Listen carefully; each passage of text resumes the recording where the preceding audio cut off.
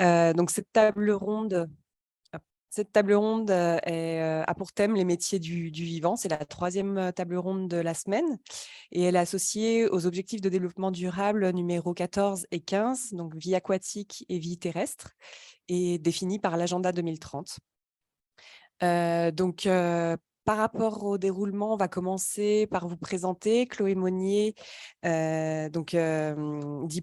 diplômée en agronomie de AgroParisTech, et Remoana Poettini, de licence en sociologie et sciences politiques de l'Université de Toulouse, et un master en management et entrepreneurship. Donc, je vous laisse peut-être vous présenter un à un, peut-être en commençant par Chloé, si vous le voulez bien. Oui, bonjour à toutes, bonjour à tous. Merci pour l'invitation. On a 8 minutes, c'est ça, pour se présenter, si je ne me trompe pas, approximativement. C'est la première fois que je fais ça, donc j'invite les organisatrices à me couper si jamais mon vocabulaire est trop technique. Mais je vais essayer de faire au mieux. Alors, pour commencer avec mon parcours universitaire, après le bac, je suis allée en classe préparatoire parce que je voulais faire vétérinaire. C'était un peu un rêve de gosse. Donc, ça faisait 10 ans que j'avais ça en tête. Et donc, en tout cas, ce qu'on me disait à l'époque, c'est que la voie royale pour accéder aux études vétérinaires, c'est de faire une classe préparatoire. Donc, c'est ce que j'ai fait à Grenoble pour me rendre compte au bout de 4 mois que c'était pas du tout en fait ce que je voulais faire vétérinaire. Et donc, être un peu démotivée pour le reste de l'année parce que sans objectif, la classe prépa, c'est dur. Et donc, assez vite, j'ai su qu'en fait, j'allais arrêter au bout de la première année. Donc, j'ai arrêté ma classe préparatoire et j'ai basculé vers un IUT. Je ne sais plus si ça s'appelle comme ça maintenant. En tout cas, c'était à l'époque Institut universitaire technologique. C'était il n'y a pas si longtemps, mais je sais que ça a changé. C'est passé de 2 années à 3 années, il me semble, maintenant. Donc, j'ai fait ça 2 ans à Aurillac, paumé dans le centre de la France, pour ensuite intégrer une école d'agro. Donc, j'ai passé les concours en deuxième année des écoles d'ingénieurs agronomes. C'est une des passerelles qui existe au-delà de la classe préparatoire pour intégrer les écoles d'ingénieurs. Donc, j'ai intégré AgroParisTech où j'ai suivi des cours très axés environnement, protection de l'environnement, assez vite en droit, politique, négociation environnementale, en sciences et gestion des écosystèmes, notamment des écosystèmes forestiers. Il y avait pas mal aussi de statistiques, des maths, des modélisations des systèmes, des populations, etc. Enfin, encore des cours qui me plaisaient moins. Mais voilà, pas mal de cours, en tout cas très axés protection de l'environnement, qui m'ont quand même plu. Et pour finir avec une dernière année en spécialisation de gestion et protection des forêts tropicales, parce que j'avais envie de garder un axe international. En tout cas, à l'époque, c'est ce que j'avais en tête. Je voulais potentiellement travailler en forêt tropicale plus tard, donc ce que je ne fais pas aujourd'hui, mais peut-être un jour. Et donc, c'est pour ça que j'avais choisi cette spécialisation-là.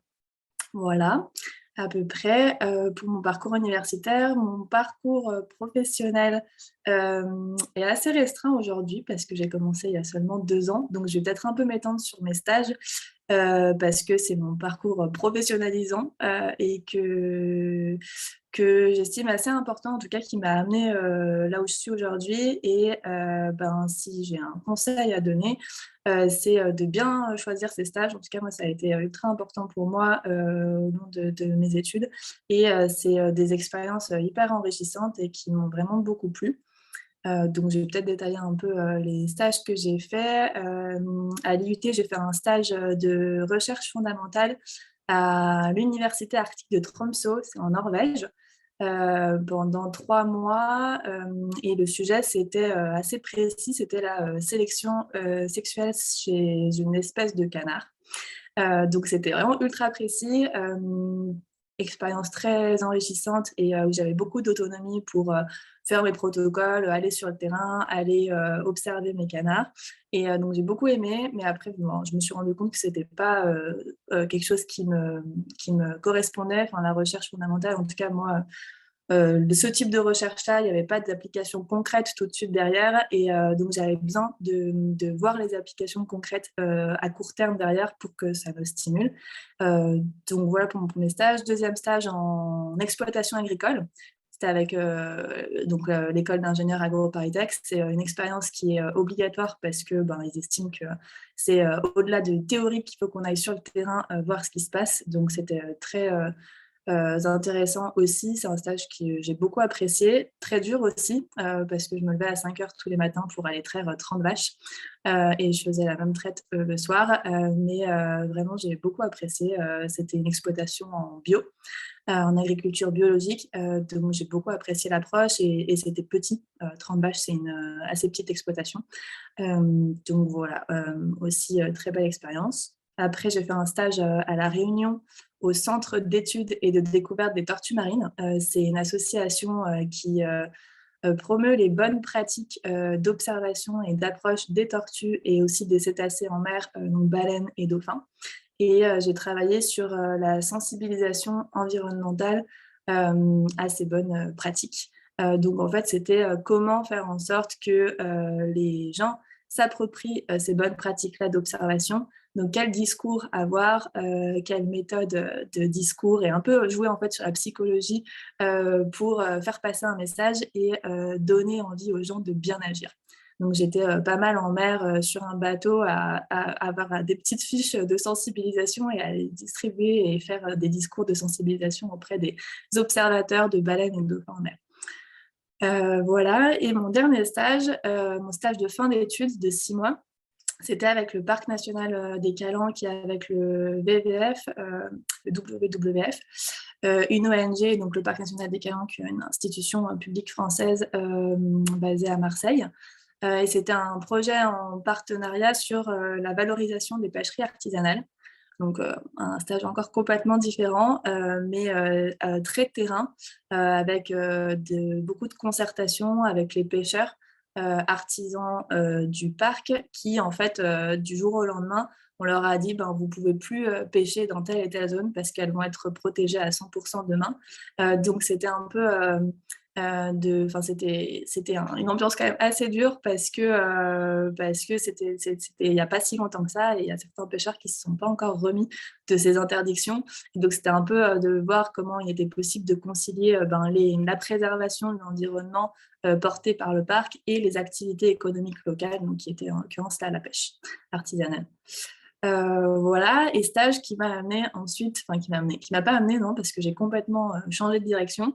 Mais donc, c'était des expériences que j'ai eues en association, en institution publique avec le Parc national et auprès des agriculteurs et le premier auprès de la recherche, avec la recherche. Mais j'avais pas encore eu d'expérience en entreprise.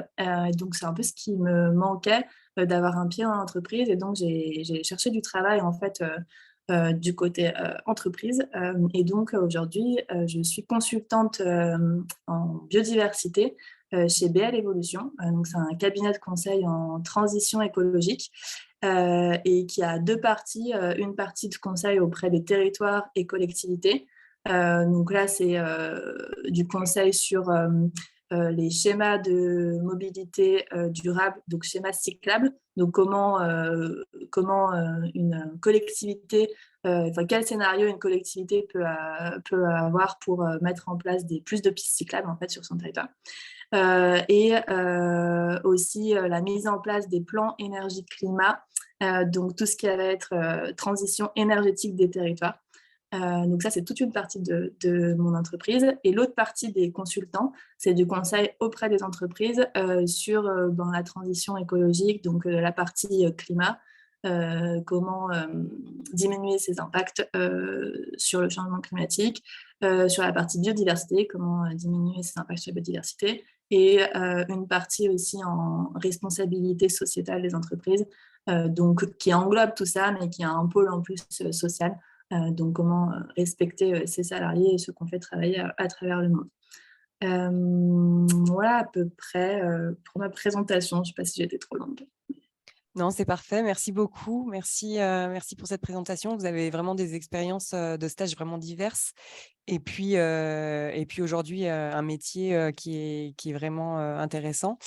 Je ne sais pas si maintenant on peut demander à la classe si tout a été compris, si peut-être le vocabulaire pour vous est très bien, voilà, au niveau des collectivités, etc. Oui, Oui, tout va bien? oui. Parfait. Très bien. Bon, bah, on va continuer alors, on va continuer. Merci Chloé. Et Rémoana, je vous laisse la parole pour vous présenter. Merci. Ça marche. Merci beaucoup et merci pour votre invitation. C'est toujours agréable de pouvoir partager nos parcours et c'était aussi intéressant pour moi d'entendre le parcours de Chloé. C'est forcément bien voir avec nos parcours respectifs. Alors, dans les grandes, alors Her et Moana, pour mettre tout le monde au clair, ça vient de Polynésie française, donc je viens de l'île de Tahiti, en fait. Voilà, comme ça, la question, la réponse est soulevée s'il y avait des questions. Alors, de mon côté, alors aujourd'hui, moi, j'ai une dizaine d'années d'expérience dans le monde du travail. Je suis arrivé à mon poste actuel, j'y reviendrai, hein, au sein de l'association France Nature Environnement, avec une formation plutôt qui m'orientait plutôt vers des activités commerciales, on va dire.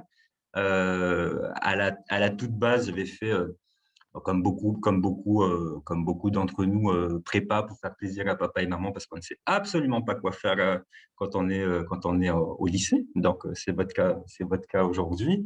Donc, prépa économique. Alors, c'était pas la même prépa que Chloé, mais je confirme que la prépa, c'est pas forcément le parcours le plus agréable à faire. En plus, moi, pour la petite histoire, j'ai fait 2 ans de prépa, tout ça pour rater mes concours et ne pas réussir à avoir les écoles que je voulais. Mais malgré tout, bon, je me suis dit, bon, on va quand même persister, on va essayer d'entrer en école de commerce. Et du coup, j'ai choisi plutôt de passer par la voie, ce qu'on appelle en France tremplin. Donc, du coup, de faire une licence supplémentaire pour ensuite pouvoir postuler de nouveau au concours en école de commerce. Donc, bon, j'ai eu une licence. J'ai pris quelque chose qui, a priori, m'intéressait, hein, donc licence sociologie et politique. Une licence dans laquelle je ne me sers pas beaucoup aujourd'hui, mais en tout cas, j'ai beaucoup appris à titre personnel. Et donc, j'ai repassé les concours et puis finalement, je suis arrivé, j'ai atteint le Graal de l'époque. C'était, oulala, je suis entré en école de commerce. Et là, bah, quelle surprise, vous entrez en école de commerce et vous vous rendez compte en fait que bah, c'est bizarre, c'est pas quelque chose qui me donne envie non plus, qui me fait rêver. Je fais partie de la génération justement qui commence à s'interroger sur la place qu'on peut avoir quand on est un individu, un citoyen, monsieur et madame tout le monde. Est-ce que moi, j'ai vraiment une vraie utilité à vendre du dentifrice? Alors, je respecte beaucoup ceux qui sont passionnés par le dentifrice, mais à titre personnel, je pense qu'on peut faire mieux. On peut notamment agir pour une cause. Et donc, du coup, j'ai essayé de tirer le fil. Donc, j'ai commencé à fouiller. Je me suis dit, bon, ben, on va essayer de faire quelque chose d'un peu cohérent. Je commence par faire des stages en m'informant plus sur tout ce qui est finance. Là, je me rends compte qu'il existe la finance responsable. Donc, je commence un premier stage chez AXA France. AXA France, qui est un assureur et qui vend des assurances, mais qui vend aussi des produits financiers. Donc, du coup, c'est tout ce qui est très opaque pour monsieur et madame tout le monde qui atterrissent sur des grands écrans pour voir plein de lignes de chiffres, mais en gros, pour faire travailler l'argent des entreprises ou des particuliers. Euh, et moi, j'étais là-bas pour essayer de vulgariser, rendre les messages simples sur des fonds qu'on appelle fonds d'investissement socialement responsable ou investissement responsable. Et en gros, c'est les fonds qui sont spécialisés euh, pour… c'est des fonds développement durable, si on peut dire, et qui permet à des entreprises avec des bonnes pratiques environnementales de pouvoir être mieux notées et pouvoir avoir plus d'investissements. Bon, dit comme ça a l'air joli sur le papier. Évidemment, c'est pas si simple. Chloé, qui travaille dans un cabinet de conseil et qui accompagne des entreprises sur ces volets-là, pourra en témoigner aussi, je pense. Euh, mais à l'époque, bon, voilà, c'était encore un stage. Et là, je me disais, bon, j'arrive pas, je comprends pas, c'est pas du tout un secteur qui m'intéresse ou c'est trop grosse machine, je me sens pas bien dans cet environnement. Donc, du coup, je me dis, qu'est-ce que je fais? Euh, première réflexion, je me dis, écoute, Herimoana, essaie d'aller voir autre chose et essaie d'aller voir ailleurs. Donc, je fais un revirement à 360 degrés, 180 degrés, 360, sinon on revient au point de départ, à 180 degrés, et je vais faire un VIE, du coup, en Afrique, donc pour une ONG de solidarité internationale de développement. Et là, du coup, concrètement, j'allais sur le terrain. Mon job à moi, c'était d'accueillir des volontaires du monde entier qui avaient des compétences et de faire matcher ça avec des besoins des acteurs locaux. Donc, tout se passe bien à peu près. Et là, au terme de cette expérience, je me dis, merde, en fait, je m'y retrouve pas non plus. Alors, quand vous avez fait ça et quand vous avez fait de la finance, avec une formation en école de commerce, vous vous demandez, je fais pourquoi? Et là, je me dis, j'ai l'impression que je fais pour rien. Et en fait, non. Du coup, entre-temps, grâce à un ami de Polynésie aussi, que je recroise en revenant du Bénin, il me parle d'un projet qu'il va lancer qui s'appelle Make Sense.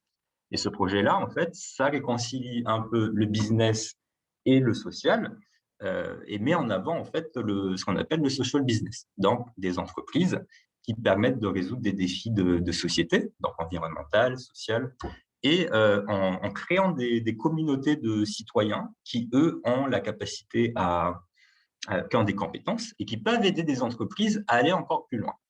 Donc, je me dis, alors, il y avait tout un langage autour de ce projet. À la base, on utilisait le mot des gangsters. Alors, mon ami Christian, il me dit, viens, rejoins-nous, on va devenir des gangsters du bien, entre guillemets. Et je dis, mais qu'est-ce qu'il me raconte? Et en fait, c'était super, c'était tellement super qu'en fait, entre le moment où je finissais mes études en école de commerce et cette rencontre, en fait, il s'avère que j'ai travaillé 7 ans dans ce projet qui s'appelle Make Sense. Et moi, concrètement, j'ai notamment permis à cette association en fait, de mieux se structurer. Donc, j'ai utilisé, moi, mes compétences à moi, donc des compétences de management, notamment appris en école de commerce, pour aider à mieux structurer cette association Make Sense, pour ensuite mieux dupliquer l'impact de ce projet. Moi, je suis resté 7 ans, et puis la vie fait que parfois, on a envie de nouvelles expériences, de découvrir autre chose. Ce qui m'a donné envie là, d'aller creuser un peu plus en profondeur sur le job dans lequel je suis aujourd'hui sur l'environnement, c'est qu'il y avait quelque chose qui me dit, tiens, l'environnement, ça m'intéresse un peu plus. Donc, du coup, je vais voir Christian, le fondateur de Make Sense. Je lui dis, écoute, ça fait 7 ans que je suis là, je commence à m'essouffler, il faut un peu de vent, il faut un peu de jeunes plus frais que moi. Et là, je pense que j'ai envie de partir. Donc, on se met d'accord, je m'en vais. Et là, je rencontre quelqu'un d'autre qui travaille du coup pour l'association que je représente, France Nature Environnement. Et là, elle me dit, tiens, écoute, ton parcours est intéressant, on cherche quelqu'un au service partenariat de l'ONG. Donc, je dis, pourquoi pas. Et là, c'est comme ça que j'arrive à France Nature Environnement et que d'abord, je porte le service partenariat de l'ONG. Et là, quelle surprise, en fait, pendant 3 ans, on me dit, mon travail, c'est d'aller chercher des sous pour cette ONG, parce que comme beaucoup d'ONG, des fois, on n'est pas assez structuré pour bien penser des projets, et parfois, on est en déficit. En déficit, en gros, du coup, on dépense plus que ce qu'on a en ressources financières. Et donc, du coup, quelle surprise, on m'avait vendu quelque chose d'extraordinaire, tout ça pour, en fait, passer presque un an à faire un gros travail commercial. Donc, du coup, on revient un peu aux compétences initiales de ma formation pour essayer de mieux vendre les projets de cette ONG. Au bout de 3 ans, donc, du coup, on a réussi à redresser les finances de cette association. On me propose un autre poste toujours au sein de cette ONG en tant que directeur fédéral. Alors, directeur fédéral, c'est quoi mon job aujourd'hui? En fait, c'est d'aider les associations dans son membre France Nature Environnement. En gros, France Nature Environnement, c'est une association qui, elle, fédère d'autres associations dans toute la France.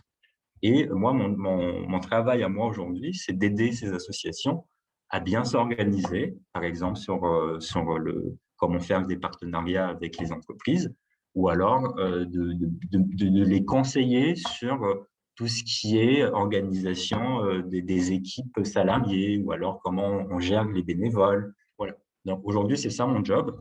Et alors pourquoi l'environnement? Tout simplement parce que je pense qu'on peut tous agir sur l'environnement, même quand nos compétences et notre formation nous a pas forcément prédestinés à ce genre de carrière. Le message que je veux faire passer, c'est que si l'environnement vous intéresse, la thématique de l'environnement vous intéresse, en fait, il y a plusieurs manières d'y arriver, plusieurs chemins de traverse aussi pour se dire que tiens, je peux faire ma part, et qu'on n'est pas forcément obligé d'avoir fait des études très scientifiques sur des sujets. On peut toujours trouver un moyen de s'y investir. Et si jamais c'est pas pour s'investir en tant que salarié, on pourrait toujours faire du bénévolat après. Voilà. J'espère que j'ai pas pris trop de temps. Non, merci beaucoup. Merci beaucoup pour cette présentation également très intéressante. Est-ce que tout le monde a compris également le vocabulaire? J'espère que oui, je pense que c'est tout bon. Après, vous avez parlé aussi d'un VIE. Donc, un VIE, c'est un volontariat international. Donc, c'est un poste un peu spécifique français qui permet aux Français d'aller dans d'autres pays à l'étranger travailler, voilà, donc en entreprise ou en administration. D'ailleurs, voilà, ma collègue qui est là, Laurie, fait un VIA, donc en administration à l'Institut français du Chili. Oui, Laurie, tu avais une petite question ou... Avant 28 ans et pour une période de 2 ans. Voilà, parfait, merci. Merci beaucoup. Donc, c'était très intéressant. Alors, je ne sais pas si la classe a déjà des questions ou alors, moi, je peux vous poser peut-être deux petites questions. Donc, premièrement, concernant vos études, comment vous avez choisi en fait votre prépa? Comment ça s'est passé pour vous, le cheminement en fait de se dire bon bah je vais faire une prépa plutôt qu'une licence, une première licence à l'université. Pourquoi vous avez décidé voilà de faire cette prépa et comment vous l'avez choisie? Si par exemple vous vous rappelez un petit peu comment, quelles ont été vos motivations également pour trouver cette voie? Bon, ça peut faire partie d'une autre question, mais aussi comment vous avez choisi cette prépa? C'est-à-dire donc, quels ont été, aussi les outils auxquels, vous avez, qui vous a aidé à choisir cette orientation? Donc je ne sais pas qui veut oui, Chloé? Ouais, je peux commencer.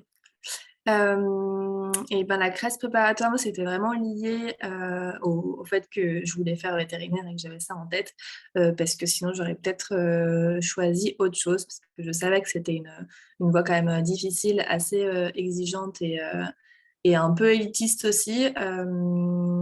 Du coup, c'était vraiment parce qu'on m'avait dit si tu fais une prépa et que tu arrives jusqu'au concours et que tu réussis les concours, c'est quand même là où tu as le plus de chances d'arriver jusqu'aux études de vétérinaire. Après, pour choisir ma classe préparatoire, moi, mes parents habitaient quand même près de Grenoble, donc ça a été aussi en fonction de la géolocalisation. Mais je suis quand même allée à... Donc, j'avais défini un cercle géographique autour de la région Rhône-Alpes quand même. Et après, j'étais allée visiter, donc ce qui m'a pas mal aidé aussi dans mes choix et dans mon classement, parce que j'ai utilisé la plateforme qui s'appelait APB, Admission Post-Bac à l'époque, qui est Parcoursup aujourd'hui. Et donc, il fallait classer ses vœux sur la plateforme. Et donc, pour classer quelle prépa je mettais en premier, j'étais allée aux portes ouvertes. Et ça m'avait beaucoup aidé d'échanger. Et puis aussi, ça m'avait aidé dans ma décision et dans mon choix final d'échanger avec les élèves de ces classes préparatoires-là. Et avec les profs aussi. Donc, ça m'avait un peu conforté dans mon choix. Voilà, si j'ai répondu à toute la question. Oui, merci.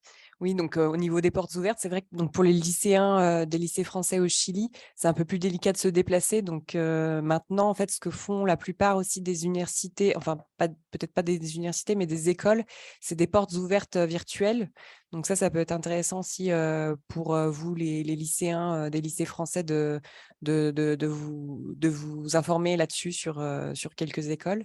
Et concernant, moi j'avais juste une question sur votre parcours vétérinaire. Concernant les études de vétérinaire, justement, donc est-ce que c'est la seule voie, la prépa, ou vous savez si on peut faire des études de vétérinaire directement en licence, ou s'il y a des écoles aussi spécialisées, j'imagine? Ouais, il y a des passerelles aussi. Moi, je me suis retrouvée avec, enfin, que ce soit les écoles d'ingénieurs agronomes ou les écoles vétérinaires, il y a des passerelles dans presque tous les parcours, en fait. Donc, il y a des passerelles en licence où ça va être au bout de 3 ans, il me semble, on peut passer les concours. Et en IUT, pareil, il y a une petite mise à niveau. Donc là, comme l'IUT est passé à 3 ans, peut-être qu'au bout de 2 ans, il y a un parcours parallèle pour ce qu'ils appellent se mettre à niveau, donc faire un peu plus de maths et de physique concrètement, un peu plus poussé, pour passer ensuite les concours. J'ai aussi des camarades qui avaient fait des bacs techniques qui avaient pu aussi passer les concours. Donc voilà, il faut se renseigner, mais il existe des admissions parallèles dans toutes les branches, je pense. Très bien, merci beaucoup. Et Moana, si vous vous rappelez, vous, comment vous avez un petit peu choisi votre prépa, si ça a été aussi quelque chose un peu plus géolocalisé Alors, ou... ça remonte un peu plus loin pour moi. Donc, les D'accord, souvenirs sont lointains, mais pour le coup, au moment du bac, en fait, je sais vraiment pas quoi faire. Je sais vraiment pas quoi faire et à l'époque, alors je sais pas quoi faire. Je sais pas tout à fait, mais je sens que j'ai envie de faire Sciences Po.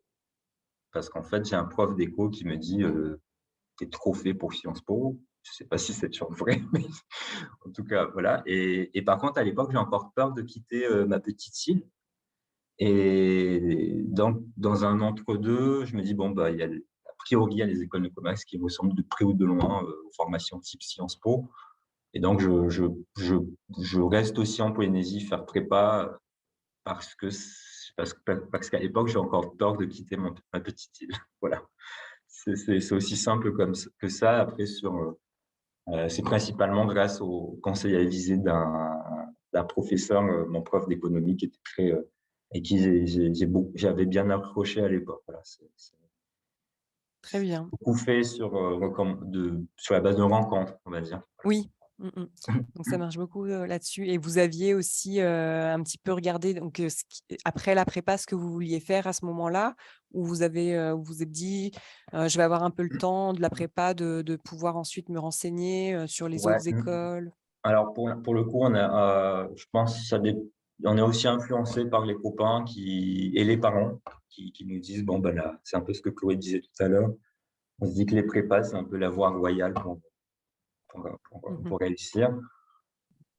Sans doute, mais après je pense qu'il y a pas un chemin qui mène au succès et tout le monde peut avoir sa définition du succès, en tout cas professionnellement.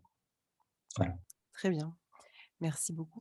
Et une autre question, bon, vous en avez répondu un petit peu, mais est-ce que à ce moment-là, lors du choix de votre orientation, vous aviez déjà des centres d'intérêt, voilà, peut-être une participation dans des associations qui menaient déjà un peu à cette voie liée à la biodiversité, à la protection de l'environnement, ou c'est quelque chose qui s'est plutôt construit durant vos années universitaires? Heu, pour ma part, il y avait un peu des 2. Enfin quand vous naissez et vivez, en Polynésie française dans un environnement où la nature est omniprésente, en fait, c'est difficile de passer à côté.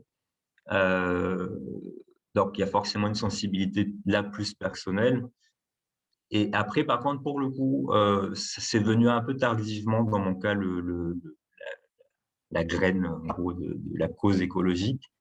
Heu, avant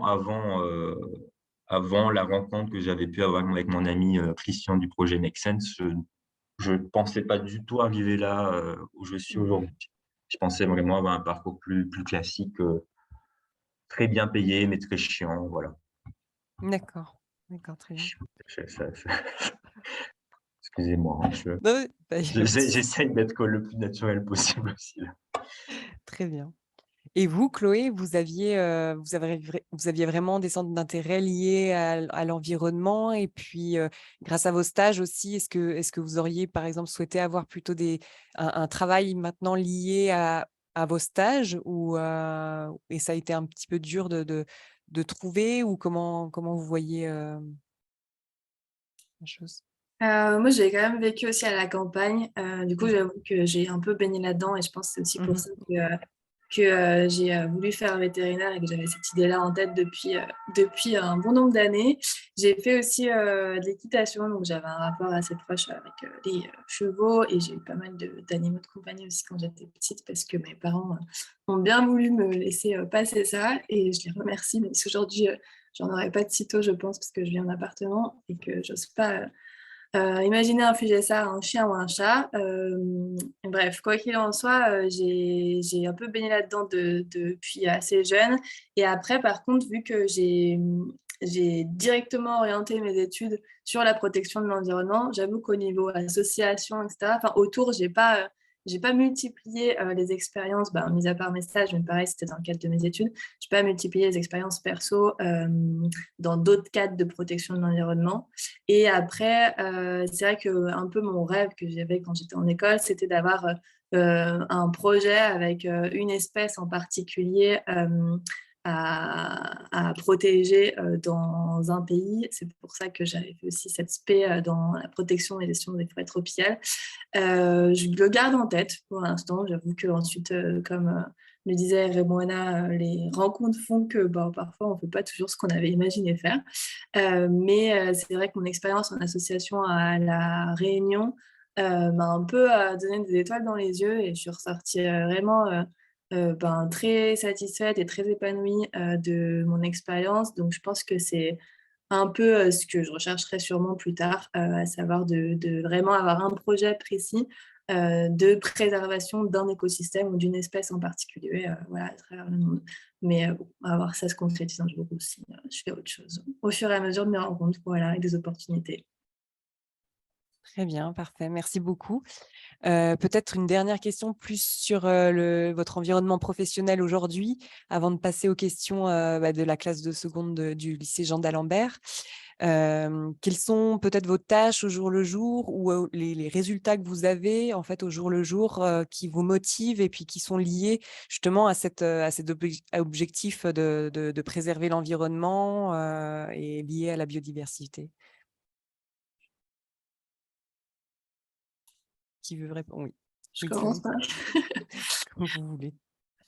Euh, je commence du coup. Me concernant, je savais que j'allais un peu, enfin en acceptant en tout cas de faire le métier que je fais aujourd'hui, je savais que j'allais un peu me heurter à des murs et que ça allait pas être facile parce que en tout cas, dans le milieu de préservation de l'environnement, on sait que les acteurs économiques et les entreprises en particulier sont celles qui ont beaucoup de cartes en main finalement pour agir, mais qui n'agissent pas forcément à la vitesse qu'on voudrait et qui mettent parfois beaucoup de moyens sur la table, financiers et humains, pour au final pas beaucoup de résultats en termes de protection de l'environnement. Et il y a quand même des choses qui me motivent au jour le jour dans mon travail. Enfin, je dirais que la première, c'est la diversité des acteurs et des missions que j'ai tous les jours. Enfin, on travaille avec beaucoup d'entreprises de secteurs différents et pas avec que des entreprises non plus. J'avoue que c'est la majeure partie des personnes avec lesquelles on travaille. Mais là, par exemple, j'ai une mission en cours avec le Muséum national d'histoire naturelle où on évalue aussi leur impact environnemental. Donc, en fait, on a des outils et des méthodologies qui permettent aujourd'hui, à l'image de l'impact carbone, de dire à une entreprise ou à une structure, là, votre impact sur l'environnement et sur la biodiversité en particulier, c'est ça.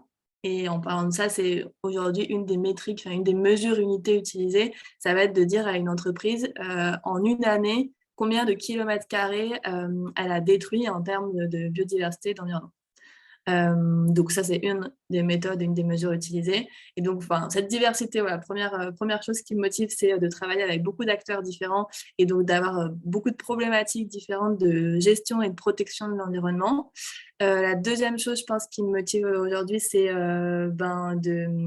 d'avoir un secteur quand même en permanente mouvance, je ne sais pas trop si ça se dit, mais ça bouge beaucoup. En fait, les méthodologies, les outils bougent beaucoup. Il faut être en permanence, il faut faire de la veille pour se tenir au courant des dernières réglementations, des dernières possibilité de mesurer sa biodiversité, enfin, qu'est-ce qui est le plus pertinent en fait aujourd'hui pour mesurer ses impacts sur l'environnement et donc avoir des actions derrière qui sont pertinentes pour les diminuer.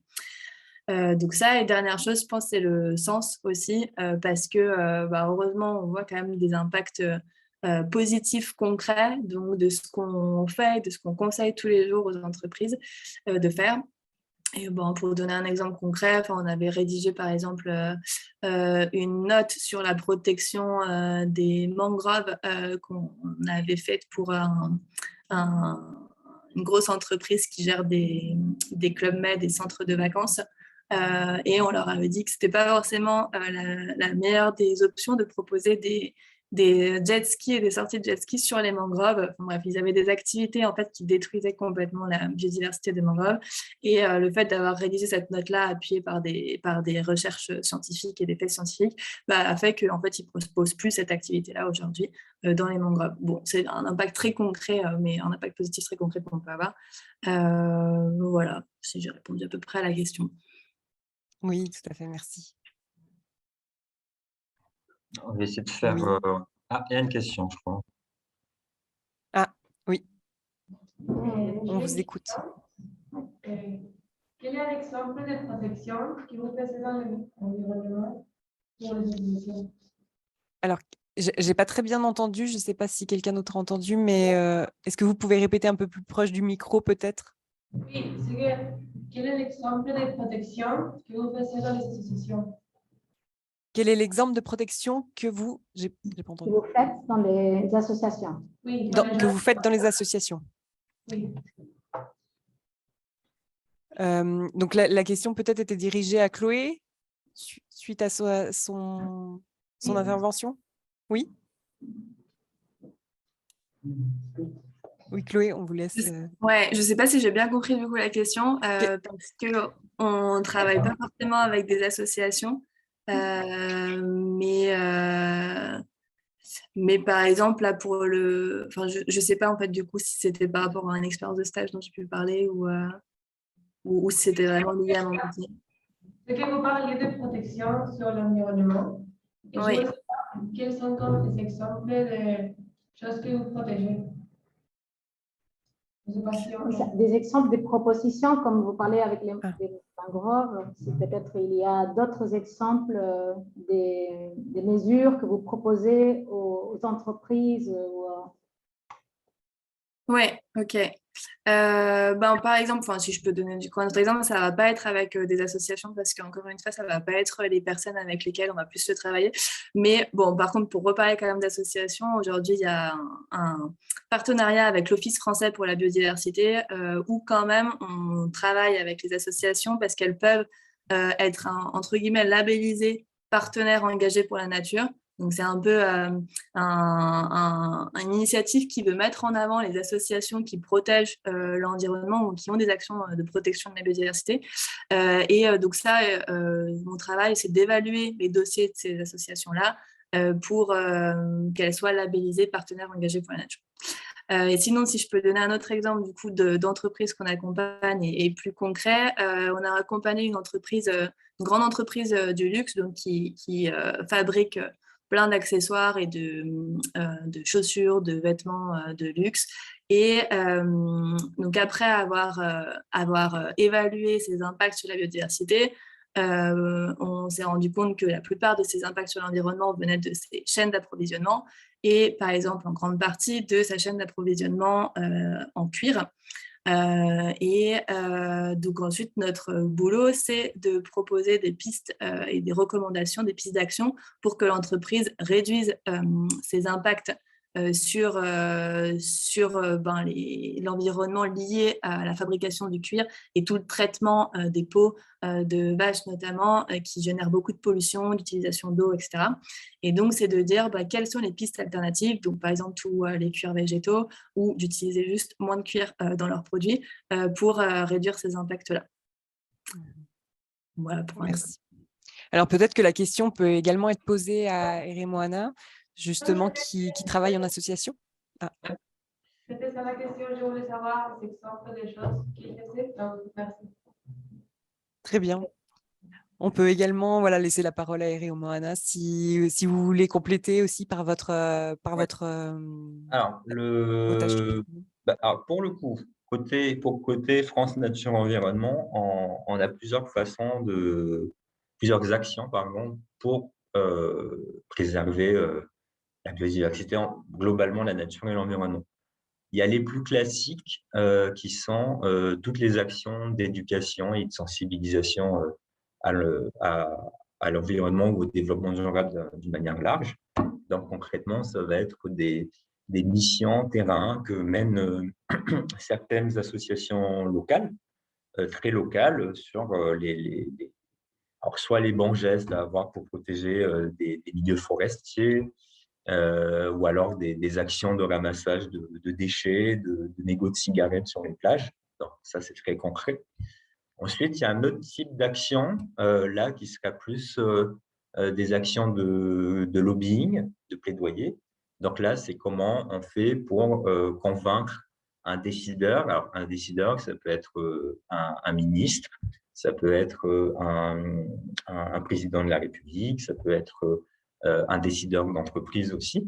Donc, du coup, c'est une action plus de négociation, si vous voulez, en quelque sorte, pour que ces acteurs-là qui essayent d'intégrer au maximum en fait la logique écolo, et que ensuite eux dans des projets de loi, donc ce qui permet de cadrer j'en sais rien, le nombre de taux de déchets à recycler pour les entreprises, par exemple. Bah, ça, typiquement, c'est une autre façon aussi d'agir pour la préservation de la nature et de l'environnement. Et puis, une dernière action que nous, on peut mener en tant qu'association, du coup, c'est la question des alliances. Alors, la question des alliances, c'est quoi? C'est justement essayer de tisser des partenariats, notamment avec le monde de l'entreprise, donc essayer de faire des liens plus avec les acteurs que Chloé rencontre plus au quotidien, et d'essayer de faire correspondre en fait les différentes visions d'une association ou alors des entreprises, en essayant au maximum de s'entendre sur des actions concrètes, sur comment effectivement réduire l'impact des entreprises sur l'environnement, mais aussi donner un porte-voix aux entreprises sur les bonnes pratiques qu'elles ont. Parce que on tape souvent sur les entreprises, mais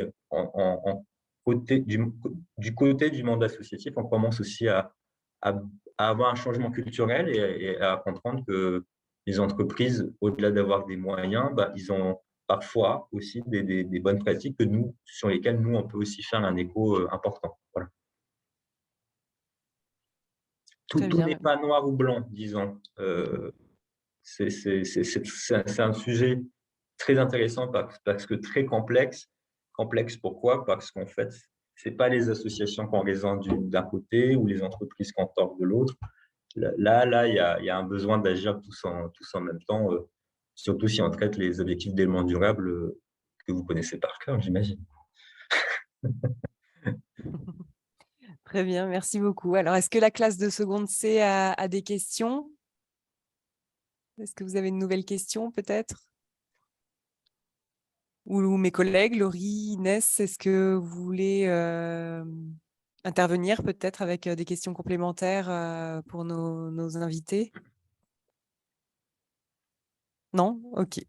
Est-ce que tout est clair au niveau de la classe? Est-ce que vous avez des questions sur le vocabulaire également, sur plutôt tout ce qui est du parcours universitaire, et puis également sur leur profession actuelle?